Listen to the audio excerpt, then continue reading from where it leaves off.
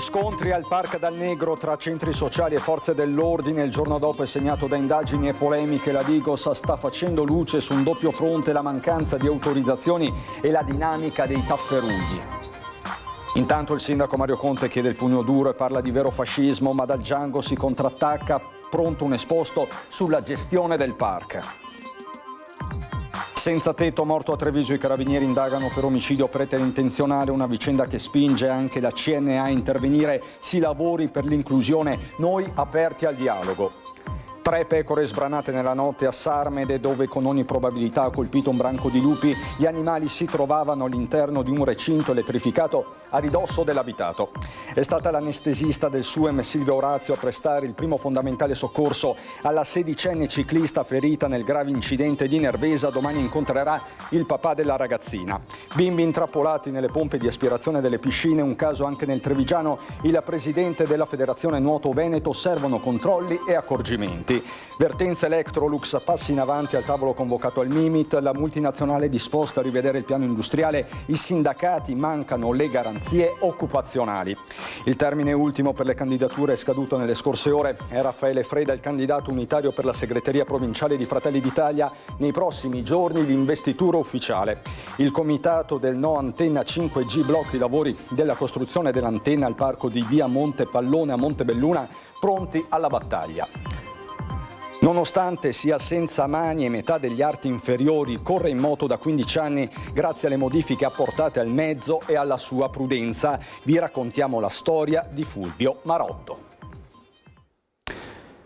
Bentrovati, buonasera telespettatrici, telespettatori di Antenna 3. Dunque tanti i fatti dei quali dobbiamo darvi conto in questa edizione trevigiana dei nostri telegiornali, che parte però come ogni martedì sera con il sondaggio di Ring, la trasmissione del vice direttore Ferdinando Avarino, che torna puntuale alle 20:45. Il caso Roggero, il pressing della Lega per modificare la norma sulla legittima difesa è oggetto del sondaggio, con il DDL Borghi che prevede la non punibilità di qualsiasi reazione a un'aggressione a mano armata in casa e in negozio, e questo indipendentemente dalla proporzionalità dei mezzi usati, dalla persistenza del pericolo e dalla natura difensiva della condotta. Queste le testuali parole della proposta, che fa discutere anche nel centrodestra. E allora nel quesito di questa sera vi chiediamo: cambiare la legittima difesa e consentire così ogni reazione? Se sì, il numero è quello in verde; se no, quello in rosso. La chiamata è come sempre gratuita. L'esito questa sera a Ring a partire dalle 20:45.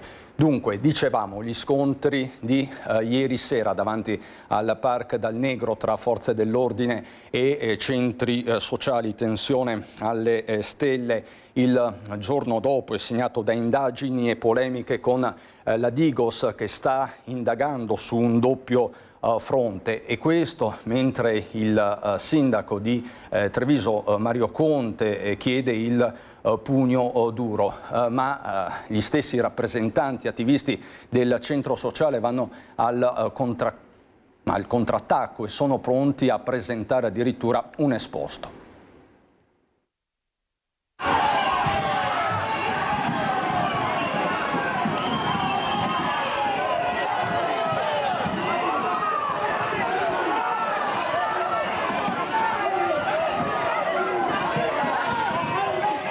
Il giorno dopo la tempesta, la quiete dentro e fuori il Park dal Negro è solo apparente, con la Digos che sta procedendo su 2 fronti investigativi. Il primo riguarda i tafferugli con gli spintoni, cui sono seguite le manganellate. Il secondo, la mancanza di autorizzazioni del sit-in dei centri sociali, come reazione a quello promosso dalla formazione Prima Trevigiani al grido remigrazione e stop degrado. Attimi di tensione inediti per Treviso, con il sindaco che pretende la linea dura.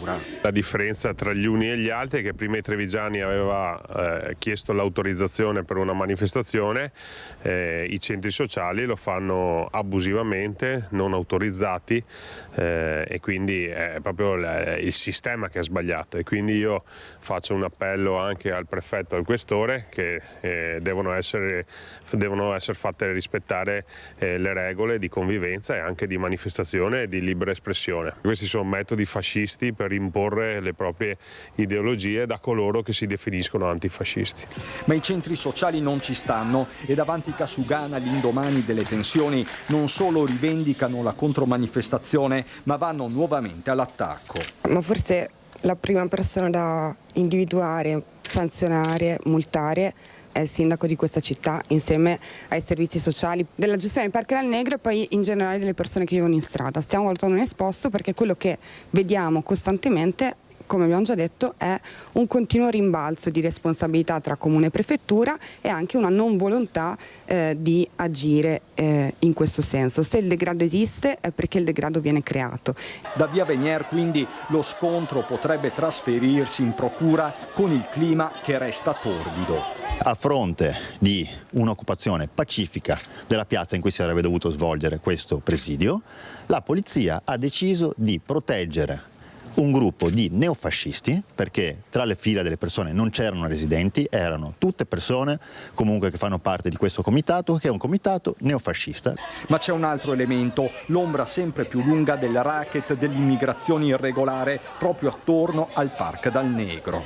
E mi pare abbastanza evidente, non soltanto lì, probabilmente c'è qualcuno che gestisce questi flussi di persone, molto probabilmente anche guadagnandoci. Io non ho elementi per poter dire questo se non vedere strani movimenti. Io spero che le forze dell'ordine stiano lavorando, indagando su questo fenomeno, perché è alla base di questa situazione di estrema tensione che sta caratterizzando la nostra comunità.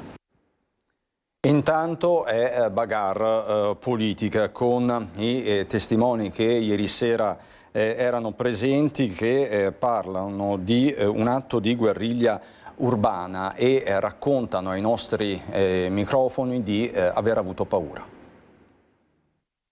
La Confcommercio fa dei corsi serali e c'è gente che viene appunto un po' prima per mangiare e bere e ci siamo chiusi dentro, sì. Guerriglia urbana, bella forte, sì.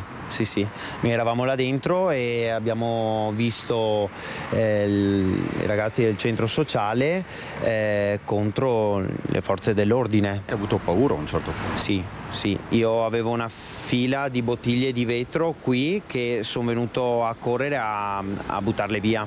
Asserragliato nel suo locale, il Cocò Café, Marvin Sari è stato testimone diretto della serata ad alta tensione vissuta in via Venier, epilogo di mesi concitati e degrado crescente. Non ci sono soltanto immondizie, odore e pure topi, racconta il giovane titolare. Alla panchina qui dietro si mettono a petto nudo in mutande, come se fossero in spiaggia, e giustamente i passanti che vedono magari ovviamente sono ubriachi dalla mattina alla sera, quindi una persona ha anche paura. Il disagio sanitario arriva fino a un certo punto, però quando inizia a essere pericoloso andare in giro lì è difficile. Parco del Negro che di fatto è diventato ventre molle del capoluogo. Avevo chiesto al prefetto di intervenire rispetto alla situazione del Dal Negro perché è evidente che l'amministrazione comunale di questo non intende farsi carico,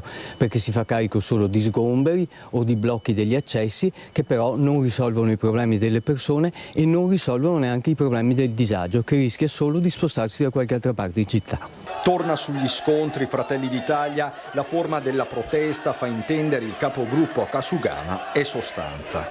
Se parliamo di legalità, se parliamo di ordine pubblico, se parliamo di quelli che sono i doveri che devono esserci, una manifestazione pacifica come è stata era autorizzata, quella dei centri sociali assolutamente no.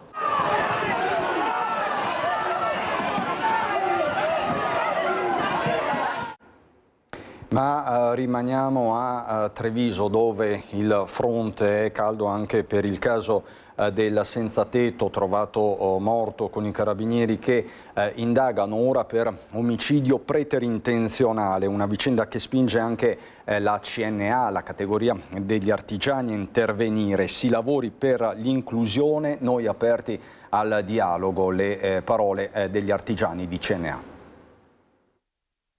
Una morte che ancora non ha un responsabile, quella di Dupinder Jat Singh, ma adesso i carabinieri indagano per omicidio preterintenzionale. Qualcuno, cioè, lo avrebbe colpito, forse, senza l'intenzione di ucciderlo. Ma il risultato, dopo 11 giorni di agonia al cafoncello per il giovane indiano, è stato quello più tragico. L'indagine è cambiata a seguito di una doppia testimonianza giunta nelle ultime ore agli investigatori. Oltre al cinquantenne, che aveva già reso una libera dichiarazione ai carabinieri, ci sarebbe ora un secondo testimone che ha ricostruito gli ultimi attimi di vita di Dupinder Singh.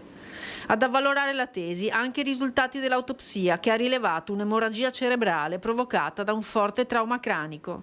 Nel frattempo la vicenda scuote gli animi e le coscienze di cittadini e imprenditori come il presidente della CNA, che prende posizione a fianco degli ultimi, raccogliendo l'appello di Don Kirchner e tornando anche sugli scontri al parcheggio Dal Negro.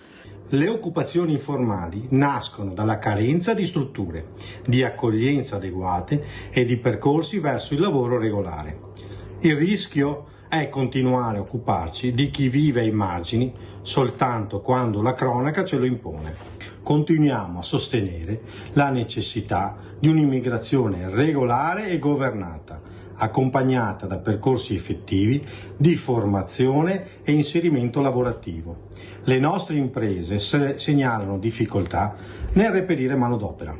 Mettere in relazione questo bisogno con percorsi seri di integrazione è una risposta più utile e più sicura per il quartiere. Riconosce però che il degrado e l'insicurezza sono pretese legittime dei cittadini, residenti e lavoratori e si dice disposto al dialogo con l'amministrazione. Sicurezza e decoro urbano sono diritti legittimi di residenti e imprese. Su questo non vi è ambiguità, ma vanno garantiti attraverso una gestione strutturata, non attraverso la contrapposizione. Lo avevamo già sottolineato in occasione della morte di Dupinder Singh. Confermiamo la disponibilità a un confronto con Comune e a servizi sociali del territorio.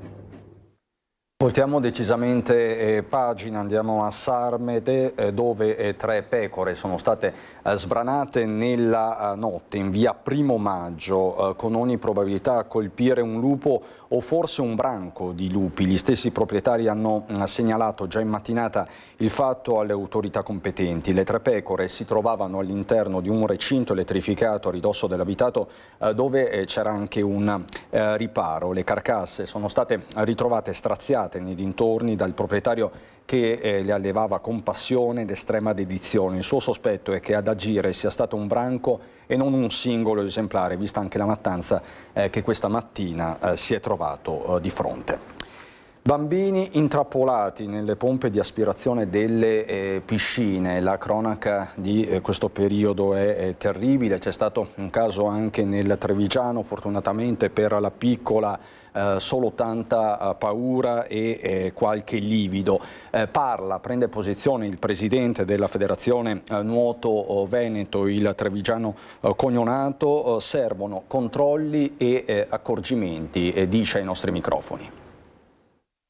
Tragedie nelle piscine, sotto accuse i bocchettoni di aspirazione che possono diventare una trappola mortale. Un incidente accaduto anche nella piscina di un centro ricreativo nel Trevigiano, ma fortunatamente l'esito non è stato fatale. La piccola, 7 anni, sta bene, se l'è cavata con un grosso livido e tanta paura. La bambina è rimasta attaccata con la gamba destra alla pompa dell'impianto. Il tempestivo intervento dei soccorsi ha scongiurato potesse accadere un'altra tragedia. È accaduto lo scorso 9 luglio, ma è stato reso pubblico in queste ore dai genitori anche alla luce dei ripetuti episodi di cronaca. La famiglia non ha voluto denunciare la piscina scegliendo la strada dell'esposto, così da portare l'attenzione sul problema. C'è bisogno di una maggiore vigilanza e controllo su quelle che sono le normative vigenti, spiega il presidente della Federazione Nuoto Veneto. Bisogna adottare le adeguate cautele affinché non ci siano bocchettoni di aspirazione con velocità di circolazione dell'acqua tale da poter creare questo tipo di difficoltà. Importanti anche le caratteristiche delle griglie. Le griglie ci devono essere nelle condotte dove ci sono le bocchette di aspirazione e quindi è necessario che ci siano griglie di adeguata consistenza tali da evitare la possibilità che qualcuno si impigli o che rimangano impigliati dei capelli. Poi è sempre buona norma in tutte le piscine usare la cuffia, che anche questo è un deterrente. Piscine, luogo di divertimento soprattutto per i bambini, eppure questa è un'estate funestata da incidenti drammatici come quella di Alice, morta a 11 anni per essere rimasta intrappolata con i capelli nella pompa di aspirazione di una piscina a Sestri Levante in Liguria. Ci sarebbe un accorgimento importante che potrebbe salvare una vita e che in alcune regioni è già obbligatorio, un pulsante d'arresto delle pompe. Utilizzando il pulsante di arresto si blocca istantaneamente il funzionamento delle pompe e quindi non c'è più aspirazione. È Silvia Orazio, anestesista del SUEM 118, la dottoressa che ha salvato la vita alla ciclista sedicenne Elena Miglioranza, caduta in gara a Nervesa, a Bavaria per la precisione, nella serata, nel tardo pomeriggio di domenica. La dottoressa è stata trovata dopo l'appello lanciato dal papà della sedicenne, Andrea Miglioranza. I due si incontreranno nella giornata di domani. La domenica ero a casa con mio marito e mia figlia e abbiamo sentito trambusto, rumori di sirene, sono uscita a vedere che cosa succedeva, mi hanno subito chiesto di avvicinarmi e ho trovato questa ragazza incosciente dopo una caduta con la bicicletta. L'accorato appello del papà di Elena, 16 anni, caduta durante la gara ciclistica del campionato regionale esordiente da Lieve ai piedi del Montello, ha trovato subito risposta. L'angelo che cercava e che ha salvato la figlia è la dottoressa Silvia Orazio, anestesista al SUEM 118 di Treviso. È lei a ripercorrere quei drammatici momenti. Con i volontari che erano sul posto abbiamo stabilizzato, aveva dei parametri instabili, l'abbiamo stabilizzata e dopodiché è arrivato il soccorso e ho intubato la paziente. Le condizioni di Elena, ricoverata al Cafoncello di Treviso, continuano gradualmente a migliorare, notizie che tutti speravano di sentire. La sedicenne, atleta a pochi chilometri dal traguardo, dopo un dosso, aveva perso il controllo della sua bici da corsa, finendo con violenza contro il cordolo del marciapiede ed un albero a margine della carreggiata. L'intervento immediato della dottoressa Orazio è stato fondamentale. Lei sorride e a chi le manda messaggi di gratitudine risponde con semplicità: questo è il nostro lavoro. È andato tutto bene, io ringrazio tutto l'affetto insomma, di tutte le persone che scrivono e che si congratulano per quello che è successo, ma voglio dire che tutto questo fa parte del lavoro che io e tantissimi miei colleghi sul territorio facciamo tutti i giorni e quindi non c'è niente di eccezionale. La cosa importante è che Elena sta bene e io e il papà di Elena ci siamo sentiti stamattina e ci siamo ripromessi di incontrarci non appena Elena starà meglio. Silvia Orazio incontrerà il papà di Elena nelle prossime ore proprio nell'ospedale dove la giovane è ricoverata. Un momento di grande emozione. A distanza di 2 settimane dal tragico incidente di Salgareda nel quale hanno perso la vita Francesco Paolo Fecarotta e la compagna Jessica Laface, la Procura di Treviso ha affidato l'incarico peritale per la ricostruzione cinematica dell'impatto. Un passaggio fondamentale all'interno del fascicolo aperto per omicidio stradale a carico del conducente della Dacia Sandero contro cui è impattata la moto BMW F800R condotta da Fecarotta. Il quesito mira a fugare ogni dubbio sulla sequenza dei fatti e ad accertare eventuali violazioni al codice della strada o profili di imprudenza e imperizia da parte di entrambi i guidatori. Restiamo sulle strade della Marca, 42enne colto da colpo di sonno si schianta con l'auto contro un muro di recinzione. Paura questa mattina a San Zenone degli Ezzelini. Perde il controllo dell'auto, tocca il cordolo del marciapiede e finisce sbalzato dalla parte opposta contro il muretto di recinzione di un'abitazione. Paura a San Zenone degli Ezzelini, dove un 42enne del posto, percorrendo via Risorgimento, è stato colto da un colpo di sonno. Fortuna ha voluto che non procedesse ad alta velocità, se no l'epilogo sarebbe stato drammatico. Immediato l'arrivo del 118, viste le condizioni del veicolo con la parte anteriore praticamente distrutta, si era allertato l'elisoccorso, chiedendo anche l'intervento l'intervento dei vigili del fuoco perché sembrava che l'uomo fosse rimasto incastrato tra le lamiere. Il 42enne in realtà non era rimasto intrappolato nell'auto e non era in pericolo di vita, per lui solo diversi traumi. L'eliambulanza è stata fatta rientrare e il ferito è stato portato in codice 2 al San Giacomo Apostolo di Castelfranco Veneto. Il traffico è stato rallentato per più di un'ora e la viabilità regolata dalla polizia locale sino al termine delle operazioni. Rischio soffocamento e colori tossici, sono stati sequestrati giocattoli pericolosi. Giocattoli che si rompevano con estrema facilità, creando frammenti pericolosi e vernici che rilasciavano colore al semplice contatto con la pelle. È quanto hanno scoperto gli agenti della polizia locale di Castelfranco durante un controllo sul commercio, sequestrando oltre 100 articoli destinati ai bambini. I prodotti erano privi del marchio CE e delle informazioni obbligatorie in italiano. Le verifiche hanno evidenziato possibili rischi di soffocamento e l'impiego di materiali potenzialmente nocivi. L'intero lotto è stato ritirato dal mercato e ai responsabili della vendita sono state contestate le sanzioni previste dalla legge. Un plauso è arrivato dalla neosindaca Maria Ghimenton. Vertenza Electrolux passa in avanti al tavolo convocato al Ministero delle Imprese. La multinazionale è disposta, sarebbe disposta a rivedere il piano industriale, ma i sindacati dicono che mancano ancora le garanzie occupazionali e si appellano al governo. Da un piano industriale irricevibile a un confronto vero e proprio che porta con sé anche delle note positive, ma la strada per trovare un accordo sulla vertenza Electrolux è ancora lunga e con molte zone d'ombra. Il tavolo svolto al Ministero delle Imprese del Made in Italy alla presenza di vertici dell'azienda, regioni, comuni, Confindustria e sindacati ha prodotto, secondo il ministro Adolfo Urso, un primo significativo cambio di passo. Creare le condizioni per ricercare una soluzione condivisa e sostenibile era il nostro obiettivo, aggiunge, dando appuntamento all'azienda al 6 di ottobre, scadenza entro la quale Urso si aspetta la presentazione di un nuovo piano industriale che salvaguardi produzione e posti di lavoro.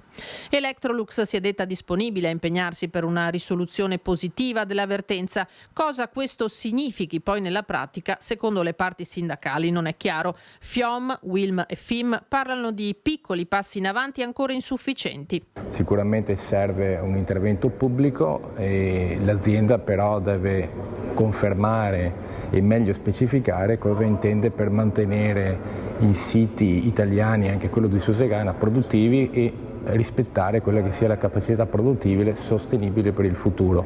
Non ci starebbe bene riaffrontare queste crisi in maniera ciclica. Mancano le garanzie in termini di volumi e continuità occupazionale, dal momento che in ballo rimangono 1.700 esuberi in tutta Italia. L'azienda ha ribadito le sue difficoltà, ma ha anche annunciato che ci sono dei margini per rivedere il piano industriale. Le RSU dello stabilimento di Susegana chiedono che alle parole seguano i fatti. Electrolux, dicono, deve cancellare formalmente l'ipotesi degli esuberi e confermare la salvaguardia di tutti i siti. Il mese di settembre rischia dunque di essere decisivo, soprattutto a livello di scelte europee. È un momento di aspettativa per vedere cosa cambia nella politica europea, perché la crisi della Germania si sta portando dietro i manufatturieri di tutta Europa e su questo là. E allora sicuramente si sta lavorando in questo senso e in questo senso si possono trovare gli spazi per calmierare la situazione. La politica, il termine ultimo per le candidature è scaduto nelle scorse ore. È Raffaele Freda, il candidato unitario per la presidenza di Fratelli d'Italia nella Marca trevigiana. Nei prossimi giorni ci sarà l'investitura ufficiale con il diretto interessato che dice ripartiamo dal territorio, ripartiamo dai municipi, parla degli alleati della Lega e della variabile Vannacci. Dobbiamo ripartire dalle piazze, dai municipi, rincontrare le persone, dagli eventi culturali, dalle scuole di formazione per gli amministratori e l'anno prossimo appunto ci sono elezioni comunali importanti e anche le elezioni politiche. Si apre fin da ora un doppio fronte per Raffaele Freda, 35 anni, avvocato, consigliere comunale di lungo corso a Preganziol e oggi anche in provincia. È lui il candidato unitario per la presidenza di Fratelli d'Italia nella Marca trevigiana dopo il commissario commissariamento di Emanuele Loperfido, nominato a seguito dell'ingresso di Claudio Borgia in regione. Sono orgoglioso che il partito abbia trovato una convergenza sul mio nome, è qualcosa che ci fa bene perché ci permette di concentrarsi sul territorio, che è quello che deve fare Fratelli d'Italia, anziché sulle beghe tra le correnti del partito o i litigi tra uno o l'altro membro del partito. Anche perché la concorrenza è tutta a destra, in quella Treviso che nonostante tutto da più parti viene ancora definita come la provincia più leghista d'Italia. Quello che so per certo è che Fratelli d'Italia deve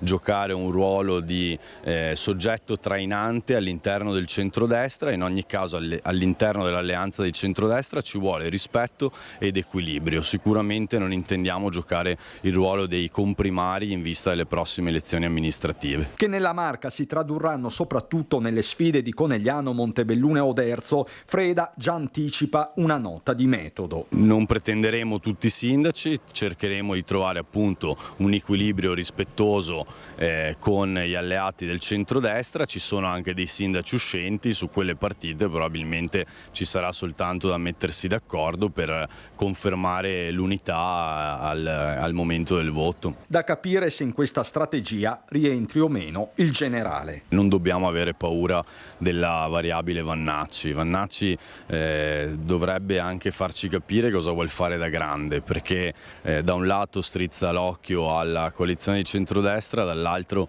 usa gli stessi argomenti della sinistra per criticare il governo Meloni. Io penso che se l'atteggiamento di Vannacci fosse costruttivo potrebbe esserci un dialogo con la nostra coalizione e non sarebbe un problema. Vi riporto per un attimo sulle strade della Marca trevigiana per uno scontro che si è registrato nel primissimo pomeriggio all'altezza della cavalcavia sulla 4 a Silea, lo scontro frontale fra due auto. Siamo tra la rotatoria di Olmi e la tangenziale di Treviso. Immediati sono stati i soccorsi con i feriti subito portati al vicino pronto soccorso. Fortunatamente non ci sono conseguenze gravi, non ci sarebbero. In campo per i rilievi la polizia locale, il traffico è andato in tilt per il primo pomeriggio ed è stato deviato sulle strade secondarie. Pronto a portarvi a Montebelluna, ma lo farò subito dopo la pubblicità, fra poco.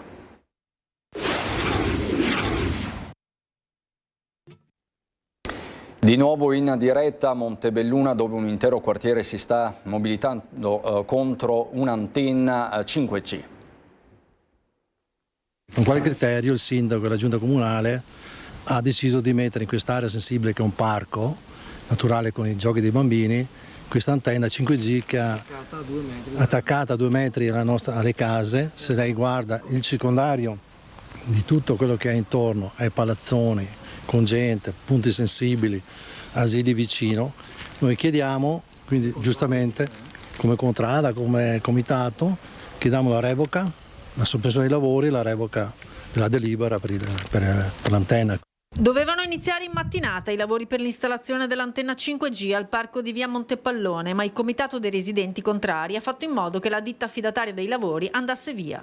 Gli operai dovrebbero riprovarci la prossima settimana, intanto i cittadini contestano la posizione letteralmente in mezzo alle case e le modalità, non sono stati avvisati né interpellati. Il comitato ha già raccolto più di 500 firme chiedendo un confronto al sindaco Bordin, sono pronti a bloccare i lavori a lungo, hanno anche già ingaggiato un avvocato mentre si interrogano sulle questioni salutari. Non si capisce perché non lo mettono vicino a una scuola o vicino a un asilo e lo mettono vicino alle case, quindi fa male ai bambini e agli anziani, alle case qua vicino non fa male, cioè non si capisce questa discrepanza insomma sui valori. Per fare spazio nell'area è stato abbattuto un albero decennale, mentre chi ha la finestra proprio lì davanti pensa al figlio di appena 5 anni e si rammarica di aver comprato casa.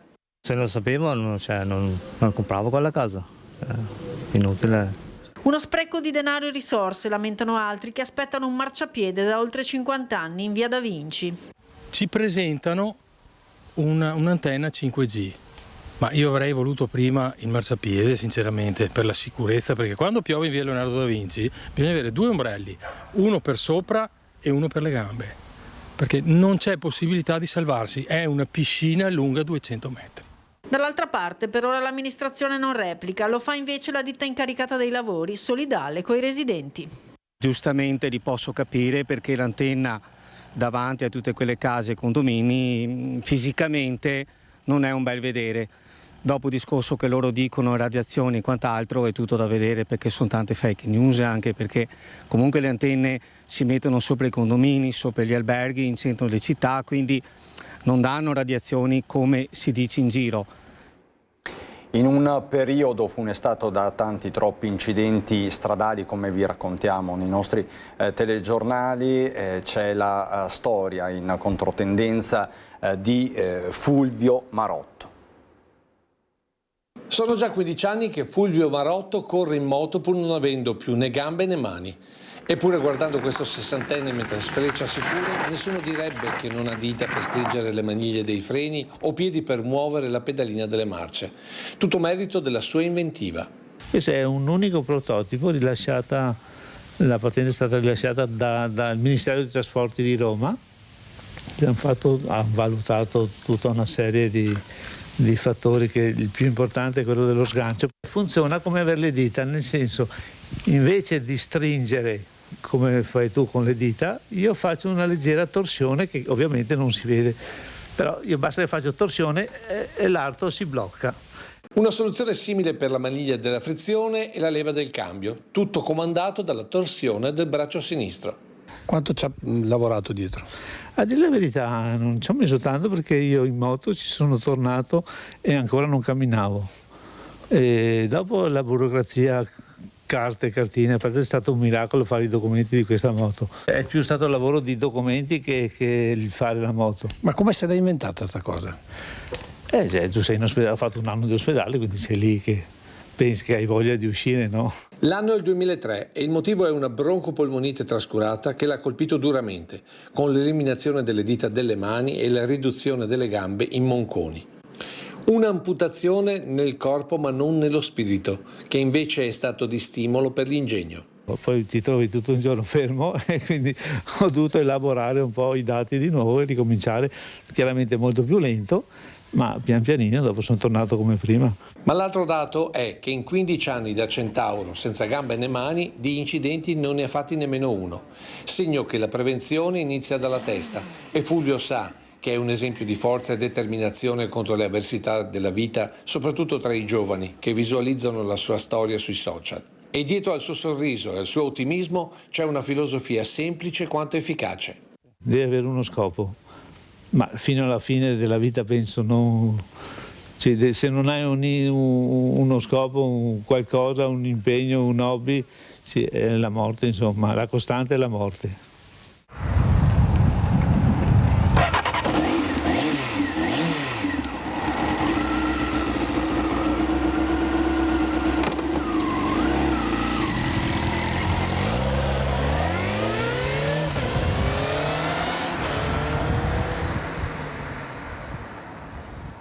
Andiamo adesso a Belluno.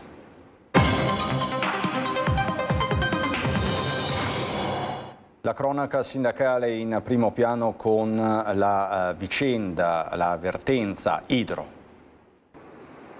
Hydro, l'advisor incaricato dalla multinazionale, avrebbe individuato un unico soggetto interessato all'acquisizione, ma solo per la fonderia e quindi solo per una trentina degli attuali 83 lavoratori impiegati nello stabilimento feltrino, mentre le istituzioni, con il sindaco Viviana Fusaro in prima fila, chiedono una soluzione globale. Oggi con FIOM, CGIL e FIM CISL l'assemblea dei lavoratori. Noi abbiamo sempre sostenuto che questa azienda deve essere mantenuta così com'è e quindi il perimetro industriale, il perimetro occupazionale deve essere mantenuto. Oggi invece siamo in una condizione per la quale quello che ci viene prospettato è una cessione di una parte dell'azienda e il riassorbimento di una parte dei lavoratori, e quindi siamo qui a chiedere alle istituzioni di intervenire, perché è una soluzione che tutti abbiamo condiviso non essere praticabile, invece oggi sembra quella più probabile. Nessuno può obbligare Hydro a cedere l'intero perimetro aziendale, e c'è da credere che non abbia alcuna intenzione di mettere in campo un futuro competitor in un mercato come quello dell'alluminio di cui è leader. Legittimo provarci, ma difficile credere ci siano concrete speranze di fare cambiare idea ai vertici della multinazionale. 17 lavoratori della TB Metal, monocommittente di Idro, che faceva le terze lavorazioni, sono in cassa integrazione perché l'azienda ha dichiarato il trasferimento a 260 km da qui.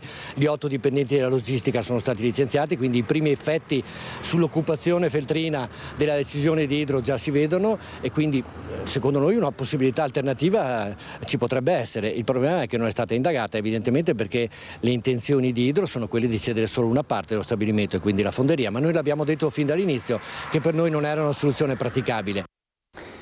A proposito di lavoro, dal centro di accoglienza al cantiere si è concluso a Ponte nelle Alpi il corso di formazione promosso da Formedil Veneto e la scuola edile di Belluno per preparare richiedenti asilo e cittadini stranieri al lavoro nel settore delle costruzioni. 8 i partecipanti provenienti da Bangladesh, Egitto, Gambia e Afghanistan che dopo 100 ore di lezioni teoriche e pratiche hanno ottenuto l'attestato obbligatorio sulla sicurezza nei luoghi di lavoro. Alcuni dei corsisti sono già stati contattati dalle imprese del territorio.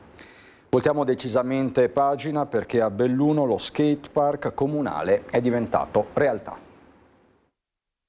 Finalmente dopo 10 anni di attesa abbiamo lo skatepark, veramente bello, finalmente possiamo fare il nostro sport senza che ci caccino dai posti. Non si tratta solo di strutture, rampe, piramidi e corrimani in discesa. Il nuovo skatepark di Belluno, realizzato in un'area ricavata sotto al Ponte degli Alpini, è prima di tutto uno spazio della comunità, un luogo di incontro e socialità progettato assieme ai ragazzi che praticano lo skateboard. Una richiesta che arriva dai nostri cittadini e soprattutto i giovani di uno spazio che mancava a Belluno, uno spazio sportivo, uno spazio dove c'è dialogo, uno spazio dove si può aggiungere anche amicizie, anche ulteriori conoscenze e questo è il bello. Un progetto che vale 150.000 euro, nato dall'ascolto delle richieste manifestate dai giovani che sono stati parte attiva durante tutto l'iter realizzativo, dalla promozione di una raccolta firme con quasi 1.500 sottoscriventi alla partecipazione in Consiglio Comunale ai tavoli delle commissioni, dove assieme all'assessore Lorenza De Cunovic e Roberto Alivotto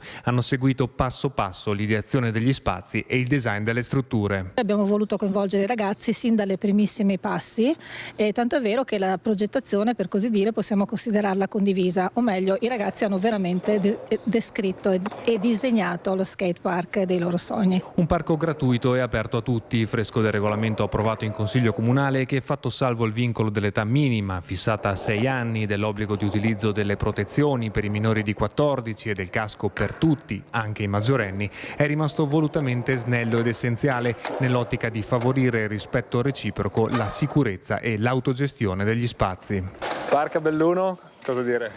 Let's go! Lo skatepark è bello, siamo tutti contenti che questo progetto sia stato realizzato, soprattutto per Belluno che era, insomma, gli mancava, ecco. Bella il park! Grande Belluno che alla fine ce l'ha fatta a capire che lo skateboard è uno sport e non è vandalismo. Per il momento è tutto, subito dopo la sigla c'è il meteo. Buona serata.